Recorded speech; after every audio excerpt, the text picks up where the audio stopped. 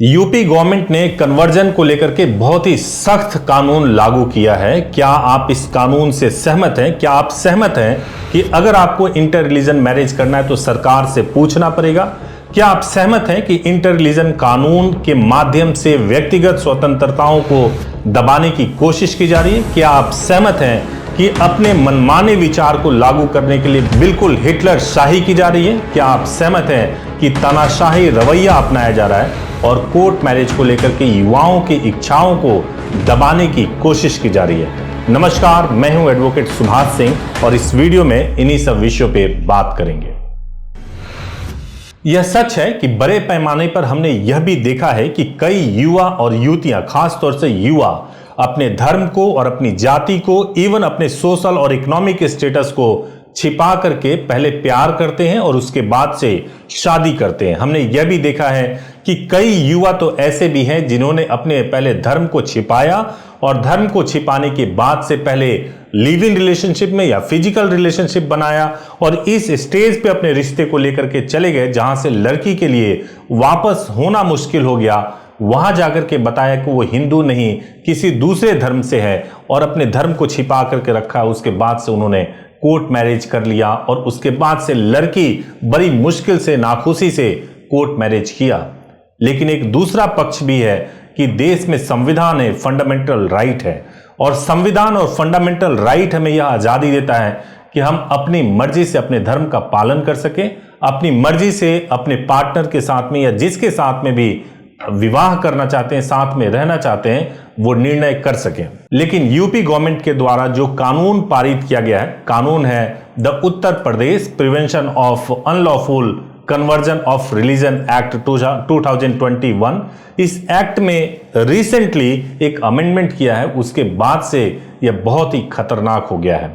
पहले इस एक्ट में प्रोविजन ये था कि अगर कोई व्यक्ति अनलॉफुली धर्म परिवर्तन करता है, मैं आगे आपको बताऊंगा कि लॉफुली कन्वर्जन क्या होता है, अनलॉफुली कन्वर्जन क्या होता है। लेकिन उससे पहले मैं इस एक्ट के बारे में बताना चाहता हूं। इस एक्ट में प्रोविजन किया गया है कि अगर कोई व्यक्ति अनलॉफुली धर्म परिवर्तन करते हैं तो उसके बाद से जो कंप्लेंट होता वो केवल इफेक्टेड फैमिली मेंबर्स के द्वारा होता। लेकिन अब यह प्रोविजन कर दिया गया है कि अगर आप अनलॉफुली कन्वर्जन करेंगे तो कोई भी व्यक्ति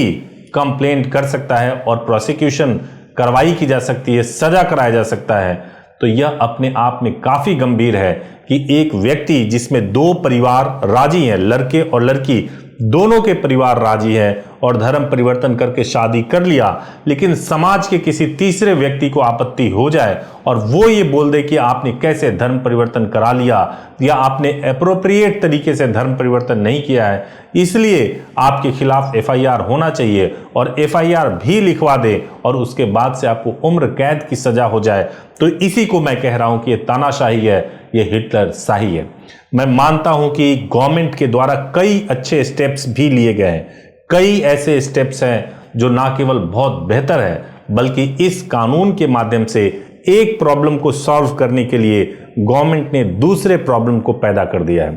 प्रॉब्लम यह है कि अगर आप शादी करना चाहते हो, मान लीजिए एक कपल जो मैच्योर्ड है, दोनों डॉक्टर्स हैं, लेकिन इंटर रिलीजन मैरिज उनको करना है, अपनी फैमिली में नहीं बता सकते, फैमिली वाले एग्री नहीं है, तो उनके पास विकल्प क्या है? वो स्पेशल मैरिज एक्ट में शादी करने जाएंगे तो स्पेशल मैरिज एक्ट में शादी करने के लिए नोटिस का प्रोविजन है। वहां पर भी कई असामाजिक तत्व ऐसे हैं जो स्पेशल मैरिज एक्ट में जब नोटिस एसडीएम कोर्ट पे डिस्प्ले किया जाता है तो उसका लाभ उठा करके परेशान करने की कोशिश करते हैं और किसी न किसी तरीके से यह बात पेरेंट्स तक पहुंच जाती है और स्पेशल मैरिज एक्ट में भी शादी नहीं हो पाती है। दूसरा पहलू यह है कि मैं जानता हूं कई ऐसे युवाओं को जो चाहते हैं कि वो अपने जो फीमेल पार्टनर हैं उनके धर्म में परिवर्तन करके साथ रहना चाहते हैं। उनके लिए भी एक बहुत बड़ी समस्या हो गई कि अगर वो परिवर्तन करके, धर्म परिवर्तन करके शादी करना चाहें, जैसे क्रिश्चियन है, मुस्लिम है या कोई भी धर्म उनका है, उस धर्म को छोड़ करके वो दूसरे धर्म में जाना चाहते हैं, अपनी मर्जी से जाना चाहते हैं, तो उनको पहले परमिशन लेना पड़ेगा। हालांकि इससे क्या हो गया कि एक डर व्याप्त हो गया, बहुत बड़े पैमाने पर यह डर हो गया कि अब शादियां नहीं हो सकती। अब इसका कंसीक्वेंस क्या हो रहा है? दो तरीके का कंसीक्वेंस मैं बता रहा हूं। कंसीक्वेंस जो बड़े पैमाने पर हो रहा है कि प्यार पहले भी हो रहा था, प्यार अब भी हो रहा है, फिजिकल रिलेशनशिप पहले भी बनते थे और अब भी बन रहे हैं। अब दो धर्म के लोग जो आपस में प्यार कर रहे थे और सही में कोई असामाजिक लड़का या कोई ऐसा लड़का जो वास्तव में लड़की को इस्तेमाल कर रहा था, उसके पास बहुत अच्छा बहाना हो गया कि वो आराम से 5 साल तक फिजिकल रिलेशनशिप बनाता रहे और आखिरी समय में वो यह कह दे चूंकि हमारी शादी नहीं हो सकती इसलिए वो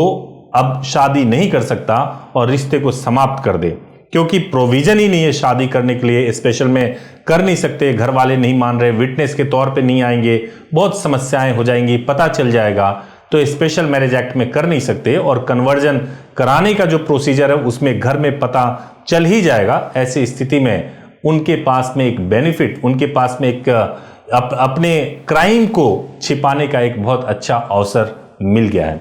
दूसरा जो इसका पहलू है, दूसरा पहलू यह है कि जो सचमुच प्यार करते हैं और सचमुच शादी करना चाहते हैं उनके लिए बहुत मुश्किल हो गया है कि वो कैसे इंटर रिलीजन मैरिज करें। जो तीसरी सबसे बड़ी समस्या है कि जेन्युइनली जिसको शादी करना है और जो गलत तरीके से या क्राइम करके जो शादी कर रहे हैं इंटर रिलीजन मैरिजेस में, उन दोनों में डिफरेंस करना, उन दोनों में एक अलग अलग तरीके से पहचान पाना बहुत मुश्किल हो गया है। हालांकि यह भी सच है कि अब यह देखना है कि इस कानून के बनने के बाद से जब इसको इंप्लीमेंट किया जाता है, जब इस प्रोविजंस को जो अमेंड किया गया है उसको इंप्लीमेंट किया जाएगा तो किस तरीके से इसका मिसयूज या यूज किया जा रहा है। अगर मिसयूज होता है तो मुझे